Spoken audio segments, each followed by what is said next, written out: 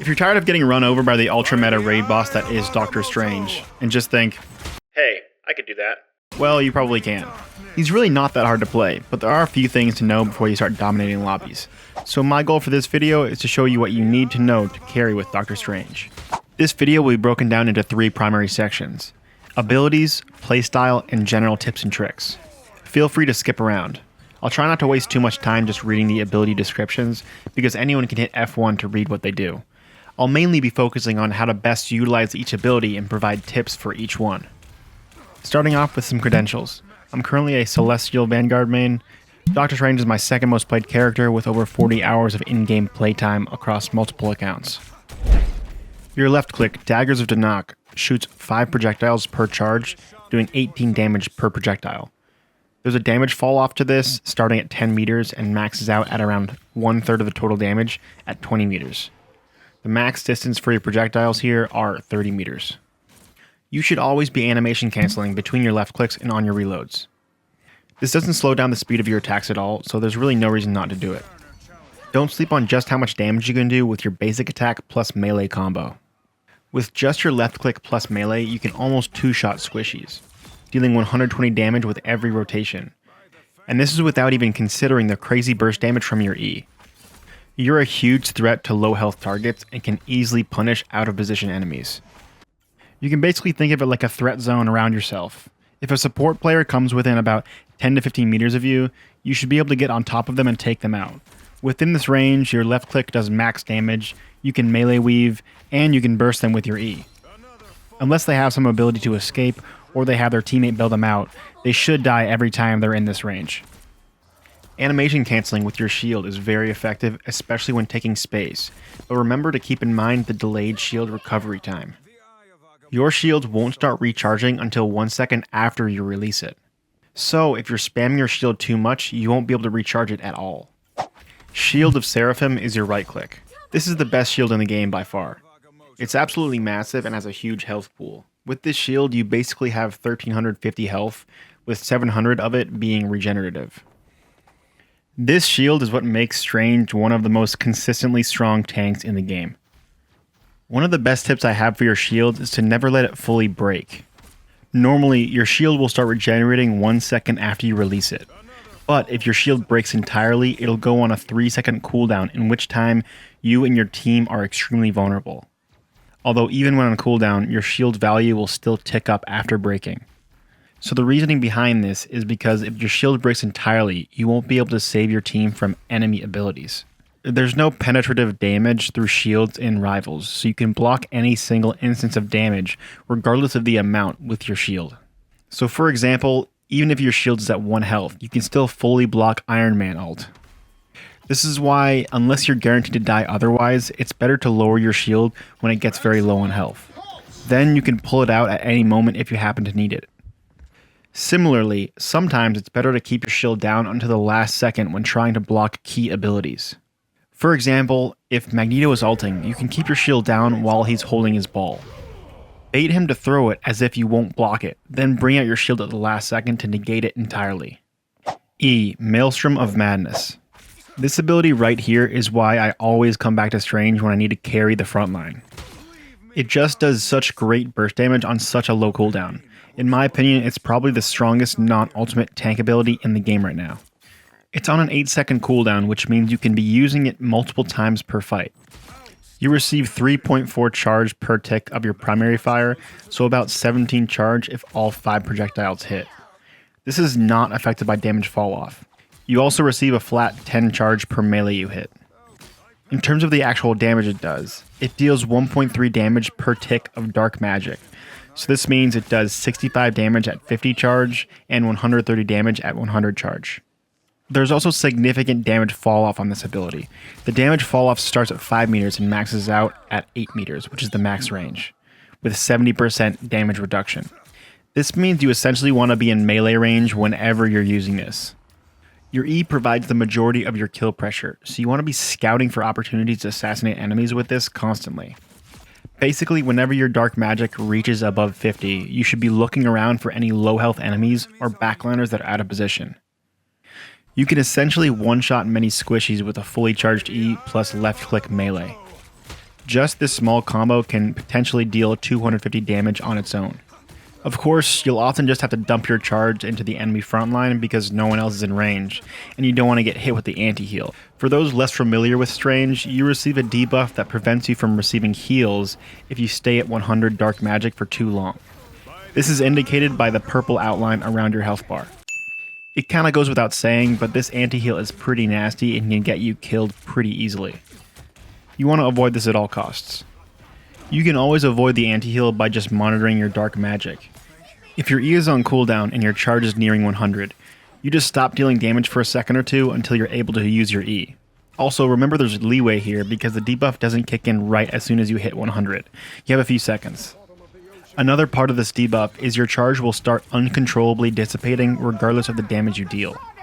So not only will you have an anti-heal, but your damage will be significantly nerfed for your E. This is why you want to always be micromanaging your dark magic charge. With Doctor Strange, you don't want to always be blindly dealing damage because this dark magic can really screw you. Just understanding the timing and flow of your dark magic is pretty important. For example, you know if you hit most of your shots, you'll get around 20 to 30 charge per left click melee, so if you're at 70 charge, this is the perfect time to look for a kill on a squishy, because you can left click melee then E instantly without any risk of the anti-heal hitting you. It's a minigame that just takes some time getting used to, but it's pretty essential to mastering Strange. Your shift, Cloak of Levitation, is your fly ability. There's an initial upward dash, then you will fly at walking speed. Your shift is primarily used for taking space vertically. You can't really run down people horizontally with this. They can pretty much just walk away. There's a ton of uses for your cloak, so I'll rapid fire list some of the most common and useful situations. Fly up and over the front line to ult the enemy backline. This is ideal mainly when the enemy Strange is distracted. Escape after being grabbed by Wolverine. Dodge Jeff ult. Deny high ground from enemy ranged DPS. Shield Scarlet Witch. Shield Magneto ult. Shield off or kill Star-Lord while he's ulting. Shield off Hela ult. There's a ton of other uses for your shift, but these are the primary ones you should be regularly looking for. Q, Eye of Agamotto. If you've played this game at all, you should be pretty familiar with how this works. It stuns everyone within a huge 10-meter sphere around you for 3 seconds. It's a fairly simple ability. The main challenges are finding a window to use it effectively and having the proper follow-up to finish the targets you stun.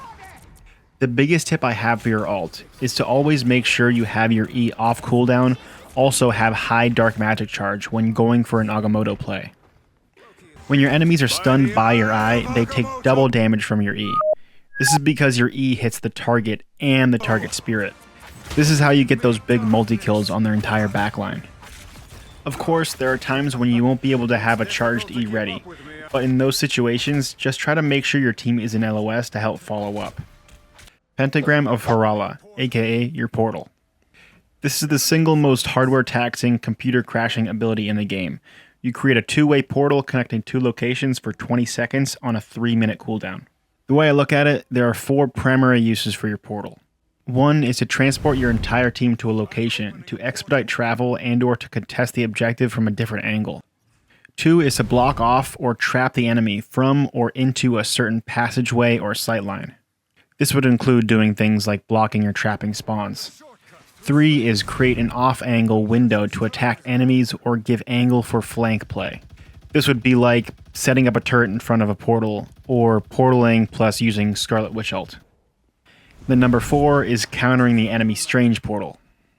This one is probably the most high level, but it's really important to know when the enemy Strange is going to use his portal so you can counter it with your own. There's a few different ways you can go about countering an enemy Strange portal. You can try to counter the entrance of their portal by placing your entrance in front of the enemy Strange and placing the exit off the map. You can try to counter the exit by placing a portal directly in front of their portal and putting the other portal off the map or by their spawn. But both of these methods can be kind of hit or miss. In my opinion, the most consistent method to counter an enemy Strange portal is to put the entrance to your portal right in front of you, then place the exit directly above the enemy Strange. And you do this as he's casting his portal. Then you can have your team kill the enemy Strange before he's able to complete his portal. Also, I forgot to include this 5th use. Just using your portal to scout what the enemy team is doing can be very valuable. Playstyle. Doctor Strange is a main tank. He's pretty much as main tank as it gets. He holds a massive shield and can even coordinate the actual positioning of his team with his portals. As such, the majority of the time, you're going to be front and center, standing between your team and the enemy team. That doesn't mean you can never go for flanks and off angles as Strange. Just that whenever you go for a flank or off angle, understand you're leaving your team extremely exposed and you need to get value quickly while doing this. For example, ducking off to the side to get a surprise ult on their backline, that's always a fair play. Or flying up to a high ground to take space from the enemy DPS. Just always try to be quick, efficient, and deliberate with how you take these off angles. Also, if you're solo tanking, you can very rarely get away with going on off angles, or else your team will likely just fall apart. On that note, as a tank, your playstyle can vary quite a bit depending on your team comp. For example, if you have 3 healers and only 1 DPS, you can play extremely aggressive and go for kills pretty much constantly. Inversely, if you're solo tanking with 2 healers, you pretty much have to play as conservatively as possible to stay alive while still creating space for your 3 DPS. Anyways, this is a hero guide, not a tanking guide, so I won't go into too much detail, but just remember what your role is when playing Strange and always play around the team that you have. Tips and tricks.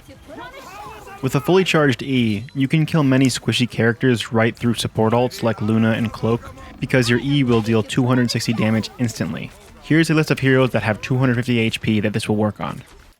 Your E and Shift are the only 2 abilities that lock you into a non-cancelable animation. So be mindful when you use these abilities. It's possible to miss a block on an enemy ultimate because you're locked into an animation. One of the most common examples of this is when Magneto uses his ult. If you're late on using your fly ability, you may not have enough time to raise your shield to block his dunk before your animation fully finishes. I mentioned this earlier, but never let your shield break entirely. Always try to save the last bit in case you need to block something important. Your shield can actually block healing auras. You can use this mechanic to isolate targets from their team's healing auras, like Luna or Mantis ult.